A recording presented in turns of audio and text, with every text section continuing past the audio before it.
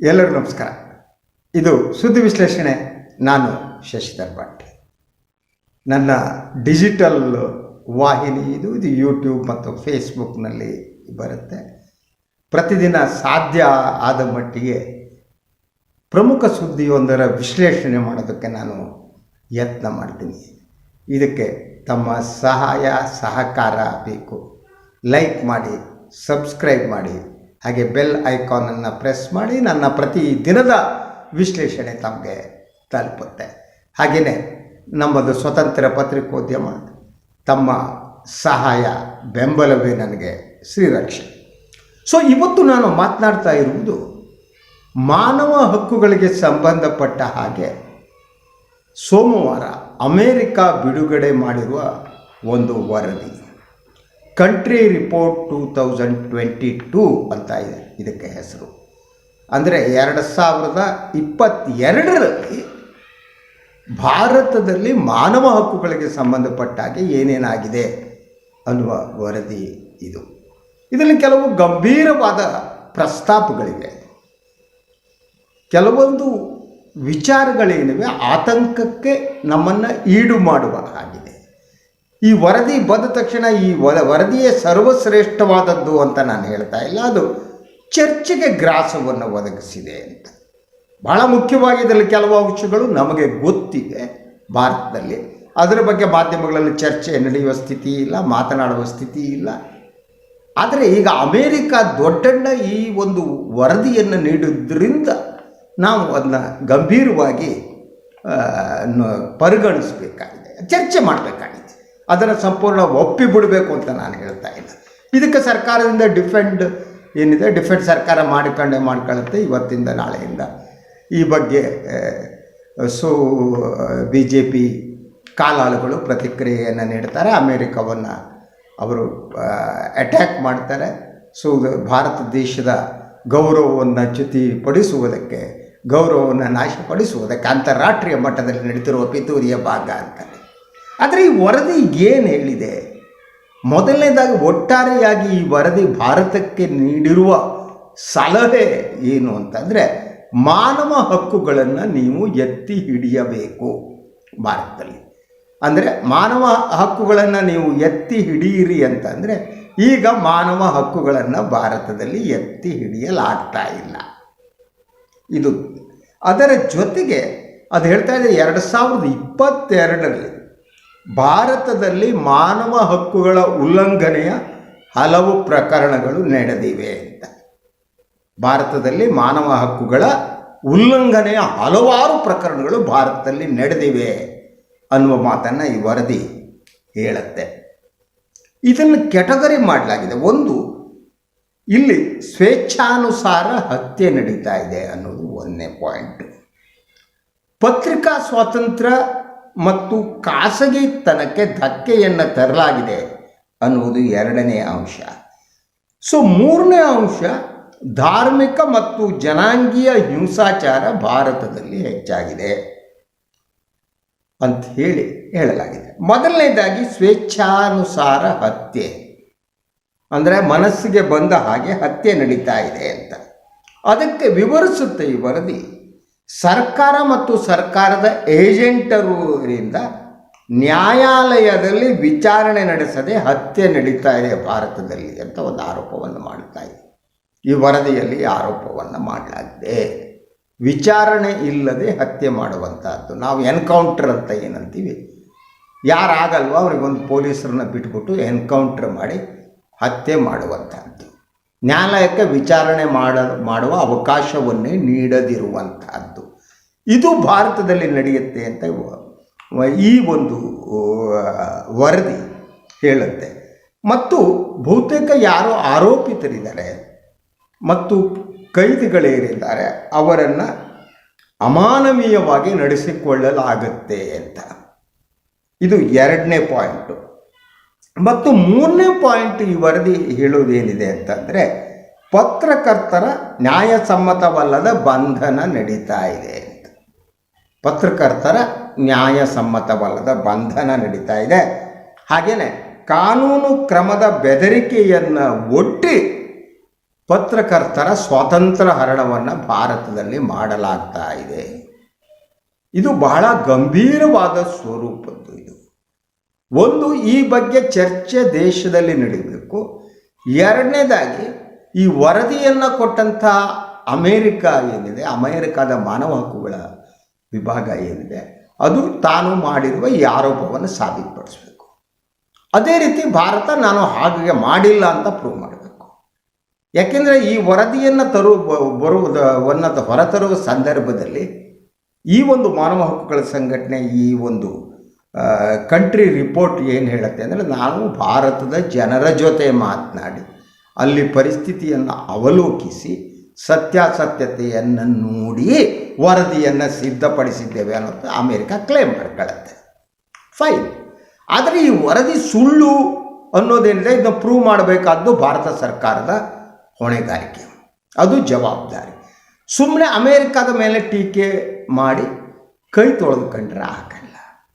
ಇದು ನಿಜವಾಗಿ ದೇಶದ ಗೌರವಕ್ಕೆ ಸಂಬಂಧಪಟ್ಟಿದ್ದು. ಒಂದು ರಾಹುಲ್ ಗಾಂಧಿ ಏನೋ ಇಂಗ್ಲೆಂಡ್ಗೆ ಹೋಗಿ ಮಾತಾಡಿಬಿಟ್ರು, ದೇಶಕ್ಕೆ ಧಕ್ಕೆ ಆಯಿತು, ಇನ್ನೊಂದಾಯಿತು, ಅವರು ದೇಶ ಮಾನವನ್ನು ಹರಾಜು ಹಾಕಿದ್ರು ಎಲ್ಲ ಕಡೆ ಅಂತ ವಾದ ಮಾಡುವವರೇ. ಈ ವರದಿ ಇನ್ನೂ ಗಂಭೀರವಾದದ್ದು. ಇದು ಭಾಷಣ ಅಲ್ಲ, ಇದು ಸುಳ್ಳು ಅಂತ ಪ್ರೂವ್ ಮಾಡಬೇಕಾದ ಒಂದು ಹೊಣೆಗಾರಿಕೆ ಈ ದೇಶದ ಸರ್ಕಾರದ ಮೇಲೆ, ಪ್ರಭುತ್ವದ ಮೇಲೆ ಇದೆ.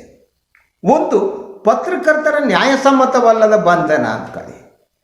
ಅದಕ್ಕೆ ಲೇಟೆಸ್ಟ್ ಇವತ್ತಿನ ಉದಾಹರಣೆ ಪತ್ರಕರ್ತರಲ್ಲ, ಅವರು ಸಾಮಾಜಿಕ ಹೋರಾಟಗಾರರು. ಚೇತನ್ ಅಹಿಂಸಾ ಅವರ ಬಂಧನ ಆಗಿದೆ.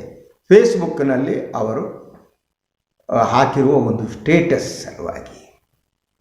ಸೊ ಇದು ಒಂದು ಇತ್ತೀಚಿನ ಉದಾಹರಣೆ ಅಷ್ಟೇ. ಅದರ ಜೊತೆಗೆ ಹಲವಾರು ಪತ್ರಕರ್ತರು ಜೈಲಿನಲ್ಲಿ ಇದ್ದಿದ್ದು ನಮಗೆ ಗೊತ್ತಿದೆ, ಏನೇನಾಯಿತು ಅನ್ನುವುದು ಗೊತ್ತಿದೆ. ಅವರನ್ನು ಯಾವುದು ಸಂಘಟನೆಯ ಜೊತೆ ಅವರಿಗೆ ಸಂಬಂಧ ಸಂಪರ್ಕ ಇದೆ ಅಂತ ವರ್ಷಗಟ್ಟಲೆ ಜೈಲಿನಲ್ಲಿ ಕೂತಿದ್ದು.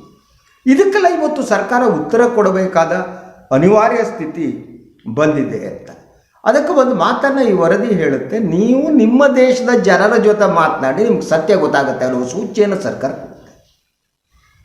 ಭಾರತ ಸರ್ಕಾರ ಭಾರತದ ಜನರ ಜೊತೆ ಮಾತನಾಡಬೇಕು. ನಾವು ಜನರ ಜೊತೆ ಮಾತನಾಡಿ ಈ ವರದಿಯನ್ನು ಸಿದ್ಧಪಡಿಸಿದ್ದೇವೆ, ಇದರ ಸತ್ಯಾಸತ್ಯತೆಯನ್ನು ನೋಡಿ ಸಿದ್ಧಪಡಿಸಿದ್ದೇವೆ ಅಂತ ಅಮೇರಿಕ ಕ್ಲೇಮ್ ಮಾಡ್ಕೊಳ್ಳುತ್ತೆ. ಅದು ಅಲ್ಲ ಅನ್ನುವುದು ಏನಿದೆ ಅದನ್ನು ಪ್ರೂವ್ ಮಾಡಬೇಕು. ಸೊ ನಮಗೆ ಎಸ್ಪೆಷಲಿ ಉತ್ತರ ಪ್ರದೇಶದಲ್ಲಿ ಏನು ನಡೀತಾ ಇದೆ ಅಂತ ಗೊತ್ತಿದೆ. ಕಾನೂನು ಪ್ರಕಾರ ನಡಿಬೇಕಾದಲ್ಲಿ ಯಾರ ಆರೋಪಿತರಿದ್ದಾರೋ ಅವರ ಮನೆಗಳ ಮೇಲೆ ಬುಲ್ಡೋಜರ್ನ ಹರಿಸಲಾಗ್ತಾ ಇದೆ, ಅವರ ಮನೆಗಳನ್ನು ಕೆಡವಲಾಗ್ತಾ ಇದೆ. ಹಲವಾರು ಎನ್ಕೌಂಟರ್ಗಳು ಉತ್ತರ ಪ್ರದೇಶದಲ್ಲಿ ನಡೆದು ಹೋಗ್ಬಿಟ್ಟಿವೆ. ಅದನ್ನು ನೋಡಿ ಸಂತೋಷ ಪಡುವ ಜನ ಸಮುದಾಯ ಇದೆ. ಅವರು ಯಾರು ಅಂತ ನಾನು ಬಿಡಿಸಿ ಹೇಳಬೇಕಾಗಿಲ್ಲ. ಅದನ್ನು ಒಂದು ರೀತಿ ಸೆಲೆಬ್ರೇಟ್ ಮಾಡುವ ಒಂದು ಜನ ಸಮುದಾಯ ಈ ದೇಶದಲ್ಲಿ ಇದೆ. ಪ್ರಭುತ್ವ ಇದಕ್ಕೆ ಎಷ್ಟರ ಮಟ್ಟಿಗೆ ಈ ಪ್ರಭುತ್ವ ಇದಕ್ಕೆ ಬೆಂಬಲ ಕೊಟ್ಟಿದೆ, ಪ್ರಭುತ್ವದ ಬೆಂಬಲ ಇದೆಯಾ ಅಂತ. ಇದಕ್ಕೆ ಒಟ್ಟಾರೆಯಾಗಿ ಈ ವರದಿ ಏನು ಹೇಳುತ್ತೆ ಅಂದರೆ, ಸರ್ಕಾರದ ಎಲ್ಲ ಹಂತಗಳಲ್ಲಿ ದುರ್ನಡತೆ ಅನ್ನೋ ಶಬ್ದವನ್ನು ಈ ವರದಿಯಲ್ಲಿ ಬಳಸಲಾಗಿದೆ. ಈ ದುರ್ನಡತೆಗೆ ಸರ್ಕಾರದ ಎಲ್ಲ ಹಂತದಲ್ಲಿ, ಅಂದರೆ ಪ್ರಭುತ್ವ ಹಂತದಲ್ಲಿ ಅಧಿಕಾರಿಗಳಿಂದ ಹಿಡಿದು ಮೇಲ್ಮಟ್ಟದವರೆಗೆ ದುರ್ನಡತೆ ಅನ್ನುವ ಶಬ್ದವನ್ನು ಬಳಸಲಾಗಿದೆ. ಈ ದುರ್ನಡತೆ ಯಾಕಾಗಿದೆ ಅಂದರೆ ಇಲ್ಲಿ ಉತ್ತರದಾಯಿತ್ವ, there is no accountability at all. ಅದು ಪೊಲೀಸ್ ನಡೆಸುವ ಎನ್ಕೌಂಟರ್ಗಳಿರ್ಬೋದು, ಯಾರ ಮೇಲೂ ಸುಳ್ಳು ಪ್ರಕರಣಗಳನ್ನು ಹಾಕುವಂಥದ್ದು ಇರ್ಬೋದು, ಯಾರನ್ನು ಎತ್ಕೊಂಡೋಗಿ ಜೈಲಿನಲ್ಲಿ ಕೂರಿಸುವಂಥದ್ದು ಇರ್ಬೋದು. ಈ ಎಲ್ಲ ಪ್ರಕರಣಗಳು ಯಾಕಿದೆ ಅಂದರೆ ದರ್ ಇಸ್ ನೋ ಅಕೌಂಟಬಿಲಿಟಿ, ಅಲ್ಲಿ ಉತ್ತರದಾಯಿತ್ವ ಅನ್ನುವುದು ಇಲ್ಲ ಅನ್ನುವ ಮಾತನ್ನು ಅಮೇರಿಕದ ಈ ವರದಿ ಹೇಳಿದ್ರೆ ಅಷ್ಟಕ್ಕೆ ನಿಲ್ಲಿಸಿಲ್ಲ. ಇಂತಹ ದುರ್ನಡತೆ ತೋರಿಸಿದವರಿಗೆ ವ್ಯಾಪಕ ರಕ್ಷಣೆ ನೀಡಲಾಗಿದೆ. ಯಾರು ಇಂತಹ ದುರ್ನಡತೆ ನಡೆಸ್ತಾರೋ ಅವರಿಗೆ ವ್ಯಾಪಕವಾದ ರಕ್ಷಣೆ ನಡೀತಾ ಇದೆ, ಒದಗಿಸಲಾಗ್ತಾ ಇದೆ. ಯಾರು ಕಾನೂನು ಬಾಹಿರವಾಗಿ ವರ್ತನೆ ಮಾಡ್ತಾರೆ, ಯಾರು ನ್ಯಾಯಾಲಯದಲ್ಲಿ ವಿಚಾರಣೆ ಆಗುವುದಕ್ಕಿಂತ ಮೊದಲು ಹತ್ಯೆಗಳು ನಡೀತಾ ಇವೆ, ಕಾನೂನಿಗೆ ವಿರುದ್ಧವಾಗಿ. ನಾನು ಉತ್ತರ ಪ್ರದೇಶದ ಹಲವು ಉದಾಹರಣೆಗಳು ಕೊಟ್ಟೆ. ಎನ್ಕೌಂಟರ್ಗಳು, ಬುಲ್ಡೋಸರಿಂಗು, ನ್ಯಾಯಾಲಯಕ್ಕೆ ಅವಕಾಶ ಕೊಡದೇನೆ ಪ್ರಭುತ್ವ ಎಲ್ಲವನ್ನ ಕೈಯಲ್ಲಿ ತೆಗೆದುಕೊಂಡು ಮಾಡ್ತಾ ಇರೋದು. ಇದನ್ನೆಲ್ಲ ಈ ವರದಿ ಪಟ್ಟಿ ಮಾಡಿದೆ. ನಾನು ಹೇಳಿದೆ ಅಮೇರಿಕ ವರದಿ ಕೊಟ್ಟು ತಕ್ಷಣ ಅದು ಪರಮಪವಿತ್ರವಾದ್ದು ಅಂತ ನಂಬಬೇಕಾಗಿಲ್ಲ. ಅಮೇರಿಕ ದೊಡ್ಡಣ್ಣು ಸಣ್ಣಣ್ಣು ಗೊತ್ತು ನನಗೆ. ಇನ್ನು ಈಗ ಪ್ರಾರಂಭ ಆಗುತ್ತೆ. ಭಾರತ ಅತಿ ದೊಡ್ಡ ಆರ್ಥಿಕತೆಯಾಗಿ ಎಮರ್ಜ್ ಆಗಿರುವುದರಿಂದ ಅಮೇರಿಕಕ್ಕೆ ಸಿಟ್ಟು ಬಂದು ಭಾರತದ ವಿರುದ್ಧ ಒಂದು ಪಿತೂರಿಯನ್ನು ನಡೆಸಿದೆ, ಇಂಥ ಮಾತುಗಳೆಲ್ಲ ಬರ್ತವೆ. ಈ ಮಾತುಗಳಿವೆಯಲ್ಲ, ಈ ಮಾತುಗಳು ಸತ್ಯವನ್ನು ಮುಚ್ಚುವುದಕ್ಕೆ ಸಾಧ್ಯ ಇಲ್ಲ. ಈಗ ಸತ್ಯ ಏನು ಅನ್ನುವುದು ಹೇಳಬೇಕಾದ ಹೊಣೆಗಾರಿಕೆ ಸರ್ಕಾರದ ಮೇಲಿದೆ. ಅಮೇರಿಕಾದ ಭಾಳ ಮಹತ್ವದ ವರದಿ ಇದು. ಮಾನವ ಹಕ್ಕುಗಳನ್ನು ನೀವು ಎತ್ತಿ ಹಿಡಿಯಿರಿ ಅಂತ ಭಾರತಕ್ಕೆ ಸೂಚನೆ ನೀಡುವ ಹಂತಕ್ಕೆ ಬಂದಿದ್ದು ಇದು ನಿಜವಾದ ಅರ್ಥದಲ್ಲಿ ಭಾರತಕ್ಕೆ ಅವಮಾನ, ಈ ದೇಶದ ಸಂಸ್ಕೃತಿಗೆ ಅವಮಾನ, ಈ ದೇಶದ ಪರಂಪರೆಗೆ ಅವಮಾನ, ಹಿಂದೂ ಧರ್ಮಕ್ಕೆ ಅವಮಾನ, ಎಲ್ಲ ಅವಮಾನ ಆಗುವಂತೆ ಇದೆ ಈ ವರದಿ. ಅದು ಅಲ್ಲ ಅಂತ ಪ್ರೂವ್ ಮಾಡಬೇಕಾದ ಸಂಪೂರ್ಣ ಹೊಣೆಗಾರಿಕೆ ಸರ್ಕಾರದ ಮೇಲೆ ಇದೆ. ಅದಿಲ್ಲದೆ ಸುಮ್ಮನೆ ಕಸ ಹೊಡೆದಂಗೆ ಇದ್ಕೊಂಡು ಒಂದು 4 ಸ್ಟೇಟ್ಮೆಂಟ್ ಕೊಟ್ಟು, ಗೊತ್ತು ನನಗೆ ಈ ಬಗ್ಗೆ ಗಂಭೀರ ಚರ್ಚೆ ನಡೆಯಲ್ಲ. ಅಮೇರಿಕನ್ ಕೇಳಬೇಕು, ನೀವು ಈ ವರದಿಯನ್ನು ಕೊಟ್ಟು ನಮಗೆ, ನಮ್ಮ ದೇಶಕ್ಕೆ, ಸ್ವತಂತ್ರ ಸ್ವಾಯತ್ತ ದೇಶಕ್ಕೆ ತಾವು ಸೂಚನೆ ಕೊಟ್ಟಿದ್ದೀರಿ. ಸೊ ಈ ಸೂಚನೆಯನ್ನು ನಾವು ಒಪ್ಪಿಕೊಳ್ಳೋಕ್ಕೆ ಸಾಧ್ಯ ಇಲ್ಲ ಅಂದರೆ ಹೇಗೆ ಅಂತ ಹೇಳಿದ್ರು. ಅಮೇರಿಕ ಅದಕ್ಕೆ ಸಾಕ್ಷ್ಯಾಧಾರಗಳನ್ನು ಒದಗಿಸಬೇಕು. ಎಷ್ಟು ಜನ ಪತ್ರಕರ್ತರನ್ನು ಈ ರೀತಿ ಸುಳ್ಳು ಕೇಸ್ನಲ್ಲಿ ಒಳಗೆ ಹಾಕಲಾಗಿದೆ, ಎಷ್ಟು ಜನರ ಮೇಲೆ ಯಾವ್ಯಾವ ಪ್ರಕರಣ ಹಾಕಲಾಗಿದೆ, ಎಷ್ಟು ಜನರ ಮೇಲೆ ಬುಲ್ಡೋಜರ್ ಹೊಡೆಯಲಾಗಿದೆ, ಎಷ್ಟು ಜನರ ಮೇಲೆ ಎನ್ಕೌಂಟರ್ ಮಾಡಲಾಗಿದೆ, ಒಟ್ಟಾರೆಯಾಗಿ ಮಾನವ ಹಕ್ಕುಗಳ ಉಲ್ಲಂಘನೆ ಈ ದೇಶದಲ್ಲಿ ಎಷ್ಟು ನಡೆದಿದೆ ಅನ್ನುವ ಸಾಕ್ಷ್ಯಾಧಾರಗಳನ್ನು ಒದಗಿಸಬೇಕಾದ ಹೊಣೆಗಾರಿಕೆ ಅಮೇರಿಕದ ಮೇಲಿದೆ. ಮತ್ತು ಅದೆಲ್ಲ ಸುಳ್ಳು ಅಂತ ಹೇಳುವ ಪ್ರಭುತ್ವ ಅದು ಸುಳ್ಳು ಅಂತ ಪ್ರೂವ್ ಮಾಡಬೇಕು, ಸಾಬೀತು ಮಾಡಬೇಕು. ಆ ಮೂಲಕ ಮಾತ್ರ ದೇಶದ ಗೌರವವನ್ನು ಎತ್ತಿ ಹಿಡಿಯೋಕ್ಕೆ ಸಾಧ್ಯ. ಆ ಗೌರವವನ್ನು ಎತ್ತಿ ಹಿಡಿಯುವ ಕೆಲಸವನ್ನು ಪ್ರಭುತ್ವ ಮಾಡಬೇಕು. ಅದು ಇಲ್ಲದೇ ಸುಮ್ಮನೆ ಒಂದೆರಡು ಸ್ಟೇಟ್ಮೆಂಟ್ ಕೊಟ್ಟು ಕೈ ತೊಳ್ಕೊಂಡ್ರು ಅಂದರೆ ಆವಾಗ ಅಮೇರಿಕ ಕೊಟ್ಟಿರೋ ವರದಿ ನಿಜ ಅಂತ ಎಲ್ಲರೂ ಅಂದ್ಕೊಳ್ಳುವ ಸ್ಥಿತಿ ಬರುತ್ತೆ. ಆಗ ದೇಶದ ಮಾನ ಇನ್ನಷ್ಟು ಹರಾಜಾಗುತ್ತೆ. ಸರ್ಕಾರ ಈ ಸಂಬಂಧಪಟ್ಟ ಎಲ್ಲ ಅಂಕಿಅಂಶಗಳನ್ನು ಬಹಿರಂಗಪಡಿಸಲಿಕ್ಕೆ ಕೇಂದ್ರ ಸರ್ಕಾರ ಎಷ್ಟು ಎನ್ಕೌಂಟರ್ಗಳು ನಡೆದಿವೆ, ಎಷ್ಟು ಕಾನೂನು ಬಾಹಿರವಾಗಿ ನಡೆದಿದೆ, ಏನು ದುರ್ನಡತೆ ಅನ್ನುವ ಮಾತನ್ನು ಏನು ವರದಿ ಪ್ರಸ್ತಾಪ ಮಾಡಿದೆ ಅದು ಯಾವುದು ದುರ್ನಡತೆ ಅಲ್ಲ ಅಂತ ಹೇಳಬೇಕು. ಅದರಂತೆ ವರದಿ ಕೊಟ್ಟಂಥ ಅಮೇರಿಕ ಏನಿದೆ ಅದು ಸುಮ್ಮನೆ ಸ್ಟೇಟ್ಮೆಂಟ್ ಕೊಟ್ಟು ಮನೆಗೆ ಹೋಗೋಕ್ಕಾಗಲ್ಲ. They will have to prove it. ಏನು ಆರೋಪಗಳನ್ನು ಮಾಡಿದ್ದಾರೆ, ಸರ್ಕಾರದ ದುರ್ನಡತೆ, ಯಾವುದಾದ್ರು ಸರ್ಕಾರ ದುರ್ನಡತೆ, ಯಾವುದಾದ್ರು ಕಾನೂನು ಬಾಹಿರ ಆದದ್ದು, ಆ ಬಗ್ಗೆ ಬೇಕಾದ ಎಲ್ಲ ಸಾಕ್ಷ್ಯಾಧಾರಗಳನ್ನ ಒದಗಿಸಬೇಕಾದ ಹೊಣೆಗಾರಿಕೆ ಅಮೇರಿಕದ್ದು. ಸುಮ್ಮನೆ ಸ್ಟೇಟ್ಮೆಂಟ್ ಕೊಟ್ಟು ವರದಿ ಕೊಟ್ಟರಲ್ಲ. ಅದರಂತೆ ಭಾರತವನ್ನು ಡಿಫೆಂಡ್ ಮಾಡಬೇಕಾದ್ದು ದೇಶಭಕ್ತರ ಸರ್ಕಾರದ ಹೊಣೆಗಾರಿಕೆ. ನಾನು ದೇಶಭಕ್ತ ಅಂತ ಸ್ಟೇಟ್ಮೆಂಟ್ ಕೊಟ್ಟರೆ ನಾನು ದೇಶಭಕ್ತ ಆಗಲ್ಲ. ಈಗ ಬಂದಿರೋ ಆರೋಪಗಳಿಗೆ ಉತ್ತರಿಸಬೇಕು ಅಂತ ಹೇಳ್ತಾ ಇವತ್ತಿನ ಸುದ್ದಿ ವಿಶ್ಲೇಷಣೆ ಮುಗಿಸ್ತೇನೆ. ಇನ್ನೊಂದು ವಿಚಾರದೊಂದಿಗೆ ಮತ್ತೆ ಬರ್ತೀನಿ. ನಿಮ್ಮೆಲ್ಲರ ಪ್ರೀತಿ ನನ್ನ ಮೇಲೆ ಇರಲಿ, ನಿಮ್ಮ ಆಶೀರ್ವಾದವೇ ನನಗೆ ಶ್ರೀರಕ್ಷೆ. ನನ್ನನ್ನು ಆಶೀರ್ವದಿಸಿ ನನ್ನ ಧ್ವನಿ ಅಡಗದಂತೆ ನೋಡ್ಕೊಳ್ಳಿ. ಹಾಗೆ ನನ್ನ ಚಾನಲ್ನ ಲೈಕ್ ಮಾಡಿ, ಸಬ್ಸ್ಕ್ರೈಬ್ ಮಾಡಿ, ಬೆಲ್ ಐಕಾನನ್ನು ಒತ್ತಿ. ಸಾಧ್ಯ ಆದರೆ ನನಗೆ ತಾವು ಬೆನ್ನೆಲುಬಾಗಿ ನಿಲ್ಲಿ, ತಮ್ಮ ಕೈಲಾದಷ್ಟು ಸಹಾಯ ಮಾಡಿ ನಾನು ಉಸಿರಾಡುವಂತೆ ಮಾಡಿ. ಎಲ್ಲರಿಗೂ ಒಳ್ಳೆಯದಾಗಲಿ. ನಮಸ್ಕಾರ.